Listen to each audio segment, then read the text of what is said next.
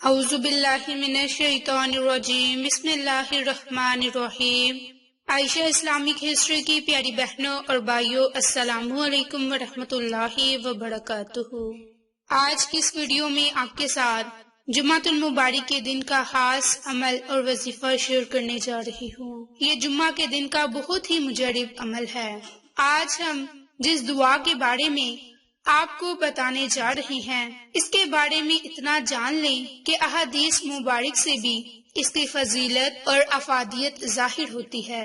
اس دعا کے بارے میں یہ کہا جاتا ہے کہ یہ حدیث مبارک، جو کہ صحابی حضرت سلیمان بن غریدہ کے والد سے روایت ہے، کہ یہ ایک نبی کی دعا ہے، اور اس دعا کو جو عام بندہ بھی اس خاص وظیفے کی صورت پڑے گا، اس کے تمام رکے ہوئے کام پھر سے چل پڑیں گے اور بگڑے ہوئے حالات یکدم سے پلٹا کھا کر درست سمت کو آ جائیں گے، اور انسان حیران رہ جائے گا کہ ابھی تو کل پرسوں میں اس قدر پریشان تھا، یہ کون سا عمل سرزد ہو گیا جو اللہ نے مجھے اس قدر نواز دیا اور میری تمام پریشانیوں کو ختم کیا۔ ہم آج اسی دعا کا خاص وظیفہ آپ کے لیے لے کر آئے ہیں، جس کی گارنٹی احادیث مبارک سے بھی ثابت ہے۔ حضرت آدم علیہ السلام جب جنت سے زمین پر تشریف لائے تو بارگاہ الہی میں کہا کہ خدایا، میں یہاں نہ تو ملائکہ کی تسبیح اور تکبیر سنتا ہوں اور نہ کوئی عبادت گاہ دیکھتا ہوں، جیسے آسمان میں بیت المعمور میں دیکھتا تھا، جس کے ارد گرد ملائکہ طواف کرتے تھے۔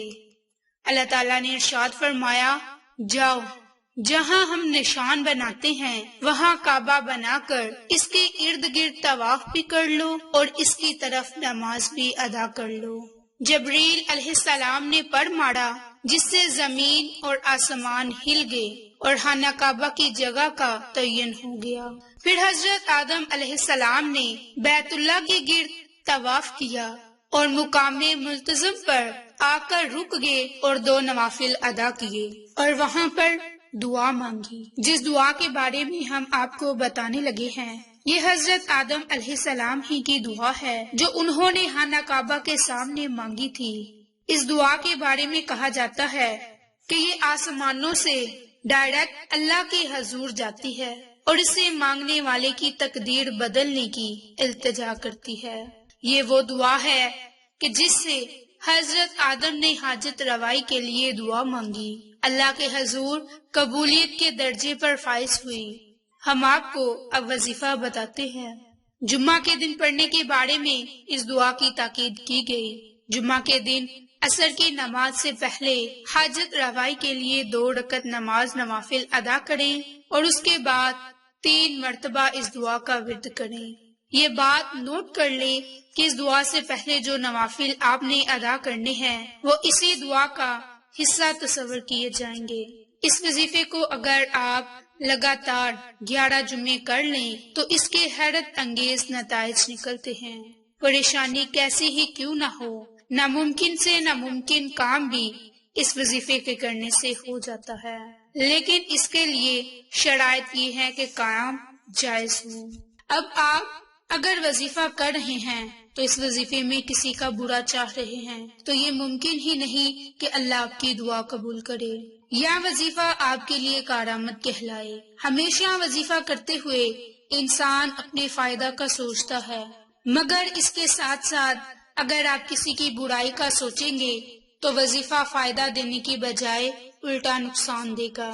اس لیے جب بھی کوئی بھی وظیفہ کریں جو انبیاء کرام کی دعا پر مشتمل ہو تو یہ بات ہمیشہ ذہن میں بٹھا لیں۔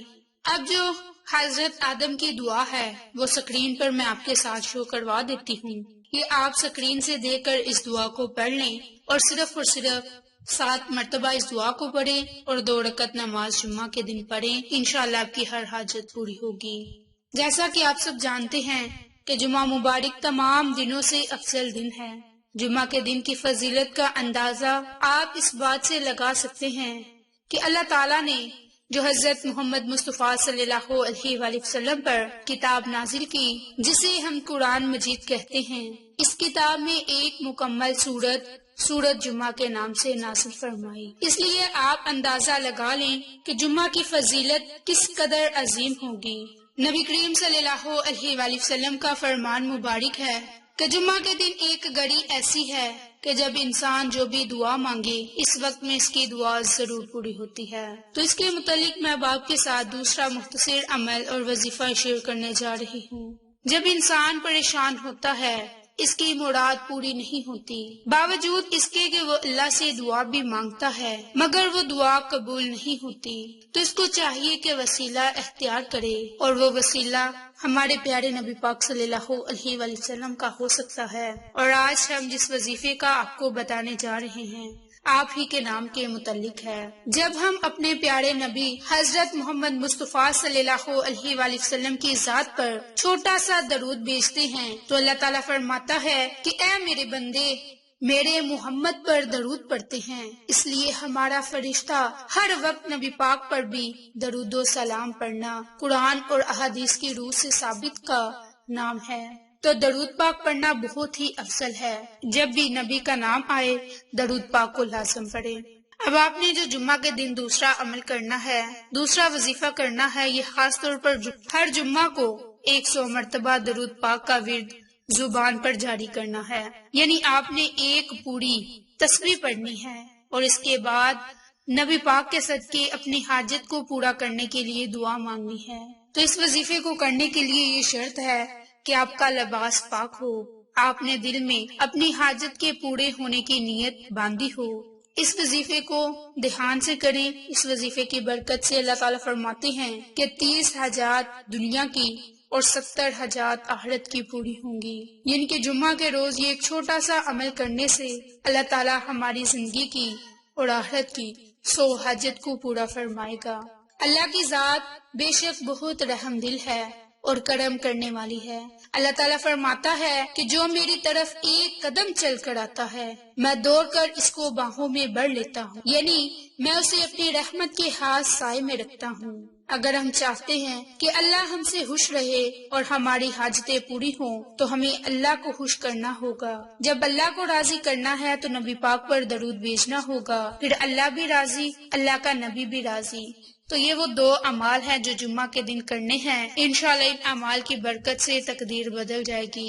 رب کریم سے آپ جس بھی جائز حاجت کے لیے دعا مانگیں گے رب کریم جمعہ کے صدقے آپ کو ہر وہ چیز عطا کر دے گی۔ تو یہ مختصر سے اعمال ہیں جو آپ نے جمعہ کے دن لازم کرنے ہیں، اور نہ صرف آپ نے ایک جمعہ بلکہ ہر جمعہ آپ ان اعمال کو، ان وظائف کو کریں۔